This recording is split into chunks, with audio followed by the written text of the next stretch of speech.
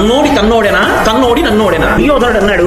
ఆ ప్రశ్నకి జవాబు ఏమిటో ధర్మరాజు ఇక్కడే చెప్పాలి. ఇక్కడికి వచ్చి వినమని కాకురా రాకపోతే. రాధికామి మళ్ళీ వచ్చేటప్పటికే గుర్తుపట్టింది ద్రౌపదీది. పరిస్థితి చాలా దూరం వెళ్ళిపోయిందన్నమాట. ఆవిడ గబగబా వెళ్లి ధృతరాష్ట్రుడి దగ్గర నిలబడి, దుర్యోధనుడి యొక్క 99 మంది తమ్ముళ్లలో ఆయన ఒక్కడే ధర్మం మాట్లాడు. ధర్మరాజు గారు ఓడిపోక ముందు ద్రౌపదీదేవిని పంజంలో ఓడిపోయి ఉంటే ధర్మరాజు గారు ద్రౌపదీదేవిని ఓడిపోయాడు. ఆమె దాసి. ధర్మరాజు గారు ముందు తనని తాను ఒడ్డుకుని ఓడిపోతే ఇక తను ఒడ్డకూడదు. ఇప్పుడు తనకి యజమాని దుర్యోధనుడు, యజమాని ప్రతినిధి శకుని. పాంచాలకాంత ఉంది కదా, ద్రౌపదిని ఉంటాను నేను వద్దను అనకూడదు. తన యజమాని చెప్పిన పని దాసుడు చెయ్యాలి, ధర్మానికి కట్టుబడ్డాడు. కాబట్టి ధర్మరాజు ద్రౌపదీదేవిని ఓడిపోలేదు. ఆమె స్వతంత్రురాలు, ఆమె తన ఇంటికి తాను వెళ్ళిపోవచ్చు.